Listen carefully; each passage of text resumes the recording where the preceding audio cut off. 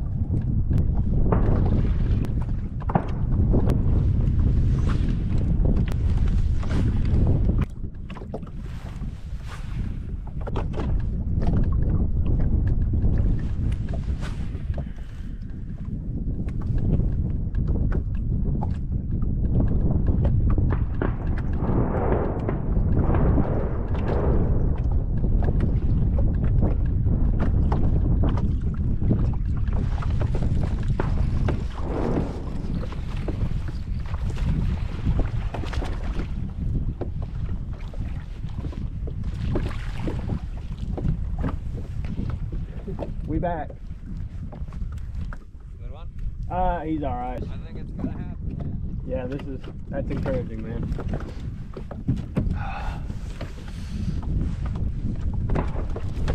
Just got fish number 1 here. Gonna get him measured.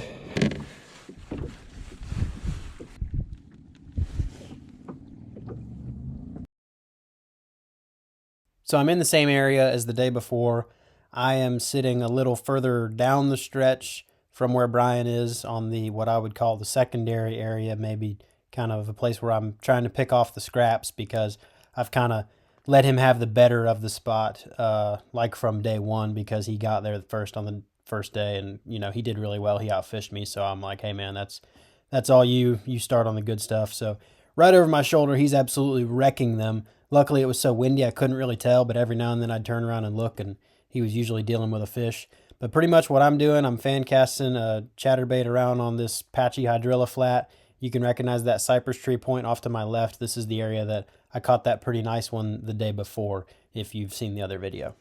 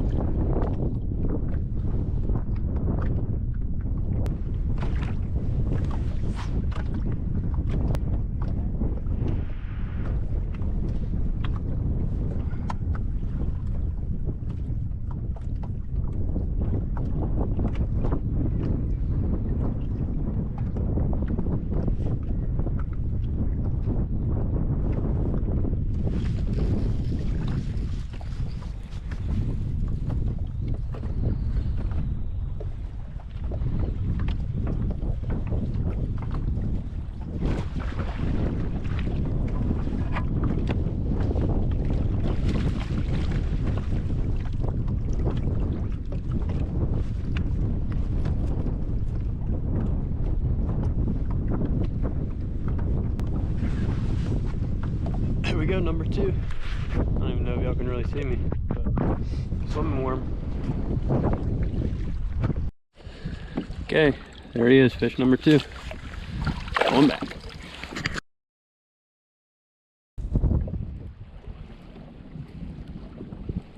Damn! I haven't been watching you. I can't even hear when you catch one. And so I just looked over and saw you like manhandle that one and toss it back.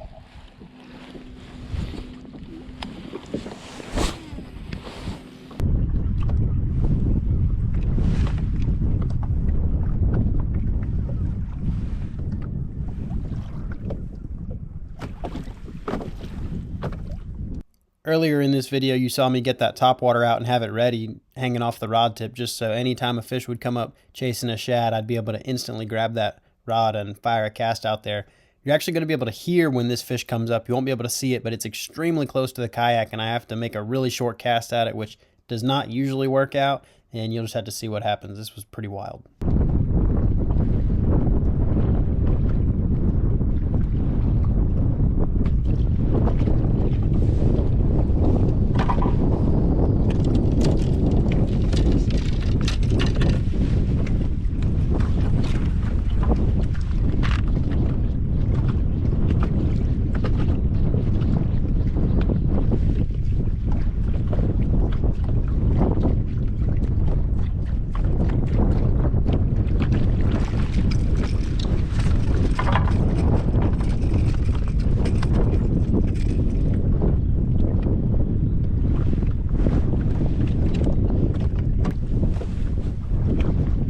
Now that was something. We're going to watch that again.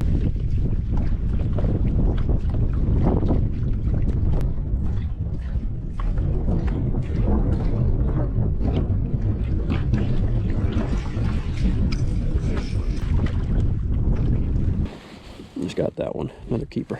Let's get the safety picture at 14 inches. Get rid of this worm. Get rid of that in my picture. Okay.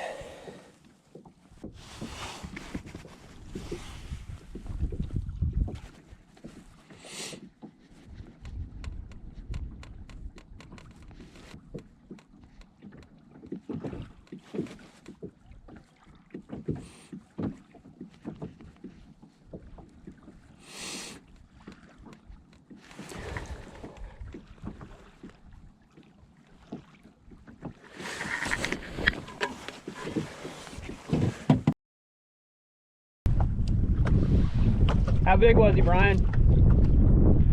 How big? Hell yeah. Damn.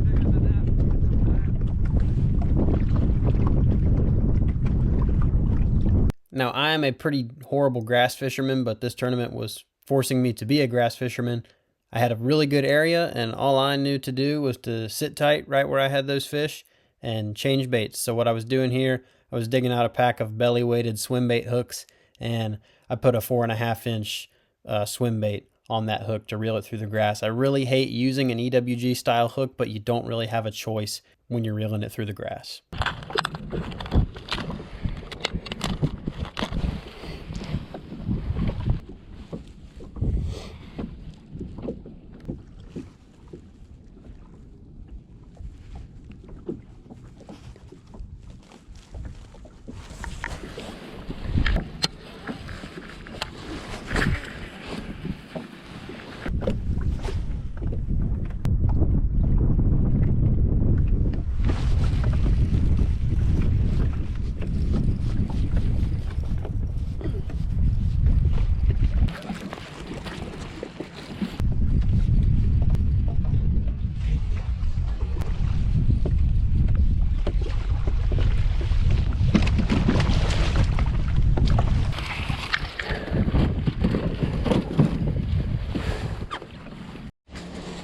Made a little bait change.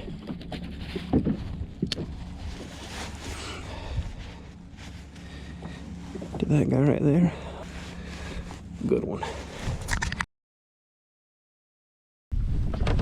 You can probably come hang on to me and you'll stay put. Do what? I'm gonna take a break anyways. It's cold. Did you check the leaderboard early yesterday? No. I'm just curious if it's not. If people, you know, just have to cover water to get them. What's that? I said if people have to cover water to get them. All right. What are you sitting at? I don't know. I have a Sorry, no, okay. I think it should be good. That thing should hold us. I have a 14 1/4, like a 15.75 maybe, 16 1/4, and a 19. Okay. Those are the only 4 bites I've had. Oh, really? Yeah. Did you catch a bunch again? Not a bunch, but yeah. I mean, they were on the Topwater. I mean, that's the. Yeah, it's the go-to right away. I pick up a Topwater and nothing happens.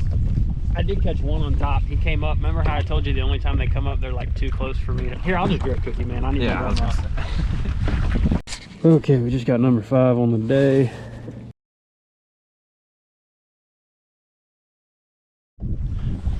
Little update, I just got number 5. I didn't get it on video. I don't know if y'all can see that.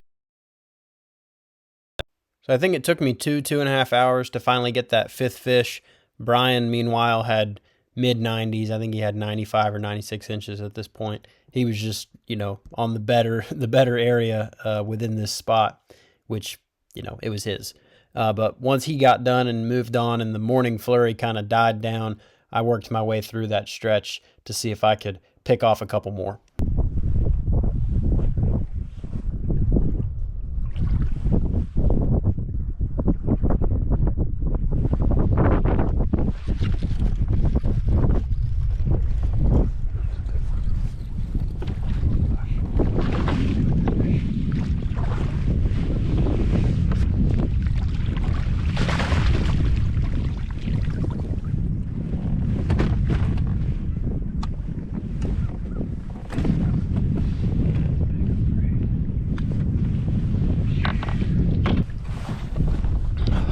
That's a big one. Just got a really nice one on the worm. About to get him measured up.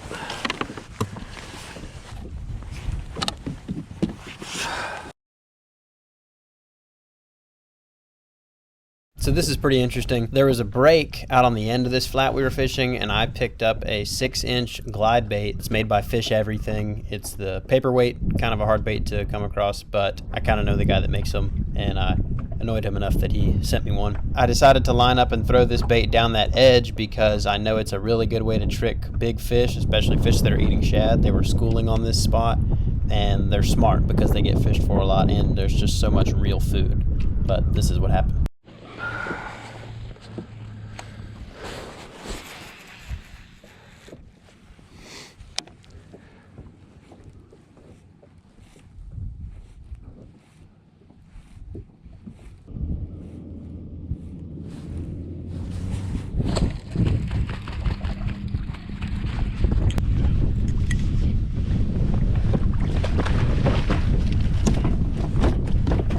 Oh my goodness.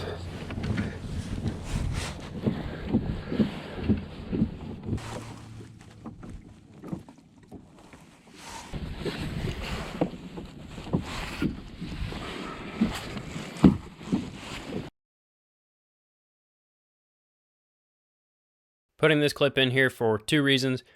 First reason, to show the water clarity. The day before and all throughout practice, the water was very dirty. You had no chance of seeing the bottom, and right now, if you look, you can see the bottom very easily to the right of my kayak. Sun was out, very clean water. What had happened was the water off the bow of my kayak, way out towards that tree line, there was a ton of thick green hydrilla in there. There weren't really any fish in there because it was so thick, but it did filter out that water and make it very clear. With this hard wind we had, it pushed all that clean water out onto the flat where we were fishing, so it made the fishing a lot tougher. It was not that clean when we first started in the morning, but by the time the sun got up, the cleaner water had worked its way out and made things pretty tough. That clean water was also a lot colder than the muddy water, unsurprisingly. Other reason I'm putting this in here is because I'm going to show you where the duck blind is that these guys came from that ended up driving right over the spot. I don't even blame them. I'm a duck hunter. I know we messed up their hunt. We were downwind of them. It looks really far away. I would say we were between 300 and 400 yards from where they were hunting. That's legal. There's no law against that, but it definitely messed their hunt up, and I hate that it had to be that way. But when my tournament is scheduled on the opening day of duck season and I'm fishing for $50,000, I'm going to obey the laws, but I'm going to do what I got to do to catch fish. And they just happened to have their blind that they selected was on the main lake, and I think that's a risk you take, is having fishermen possibly be around you. Wish it could have worked out some other way, but yeah, when these guys drove right in front of me, I kind of get it. I understand the frustration. I've been on both ends of this. I felt so bad about messing up these guys' hunt that when I saw them packing up, I almost went over there to try and apologize and explain why I was fishing here. I knew it probably wouldn't translate well, and that's why I didn't wave, because at this point, what can you do? You just ruin their hunt. They're probably going to be mad at me. It is what it is.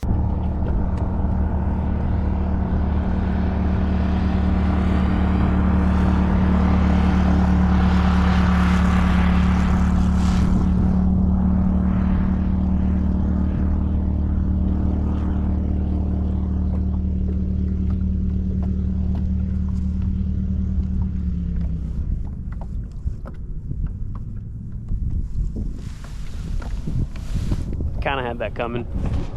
Maybe it wasn't intentional, but the way they looked at me made me feel like it was pretty intentional. It looked like they were kind of far away, but I probably could have cast to where they ran through, and, you know, they'd been watching me fish there all morning. They knew where I was fishing. But like I said, I really don't even blame them. It's just a messed up situation. I got the lucky end of the deal, but just sucks that it had to be that way. Anyway, now I am working through the area with a drop shot because things have really slowed down. Like I said, that water's clean, cold, and things are just not good. And I'm trying to maybe get one more good bite out of this place before I got to move on and try to make something else work.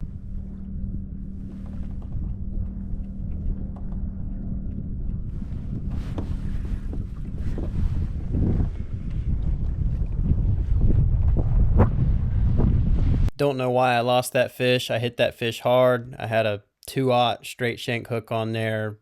Plenty big enough hook to stick in a fish. I have a very good hookup ratio with that usually, just the way that it happens sometimes.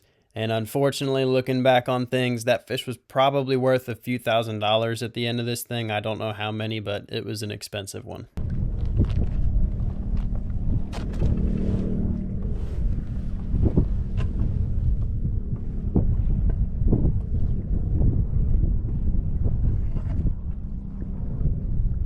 So I ended up having to stay in that area for longer than I wanted to. I would say I left maybe an hour after I had that bite, but I didn't have any bites for at least an hour, maybe an hour and a half prior to that. But I wanted to kind of play defense. There were guys close, and I didn't want them coming in there and figuring out anything about the spot that maybe would make them want to come back the next day. Brian and I were really trying to just keep that area to ourselves, and I knew that it was going to be important for me to remain present there so people really knew that that was where we were fishing.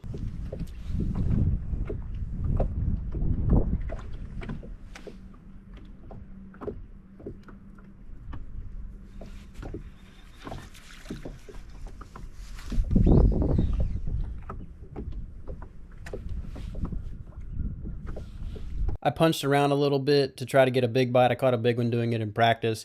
You know, the sun was out. I could feel it on my back, even though it's cold outside, and I know that that's heating those mats up. Didn't get a bite doing it, though.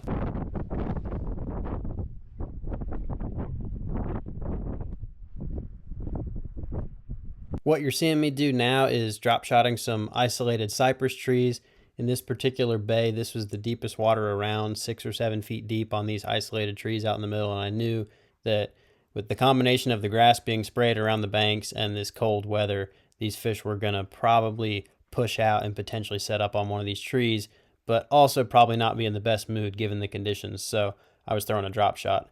The day before, on my way back to the ramp, I fished one of these similar trees, and I pitched my swimming worm at it and caught a really nice fish. So my game plan was just to pick my way through all these isolated trees and see if I could maybe get a big bite on my way back to the ramp.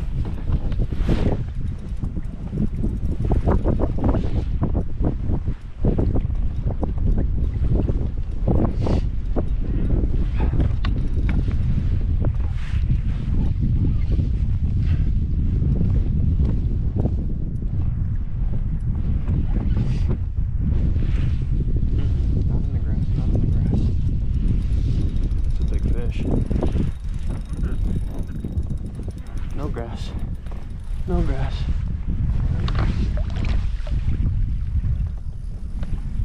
And you're not done.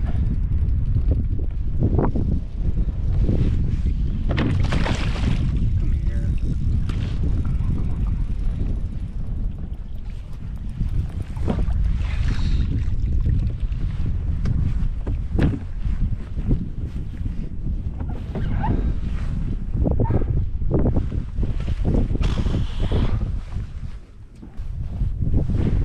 Always gotta throw it.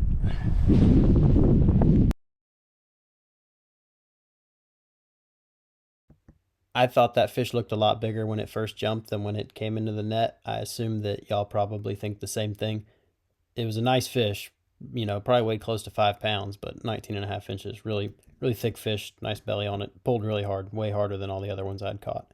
I only caught 9 fish this day. I caught one more fish after that one that didn't help, and that should put things into perspective on how tough the fishing was. You know, I was fishing the best spot on the lake, and Brian was 50 yards away from me crushing them, but it wasn't like it was easy. It wasn't like if you were on that spot, you were just automatically going to do well. Brian really had things figured out, and he had a specific area in the grass that was a sweet spot where those fish were holding. And if you weren't fishing that early in the morning, it was pretty tough to get bit in that area. That's it for day 2. I moved up into second place, hit my goal of 90 inches. Took me a little while to do it, but I hit my goal of 90 and felt really good about it. And I was just hoping that we could hold out for one more day of catching fish on that spot.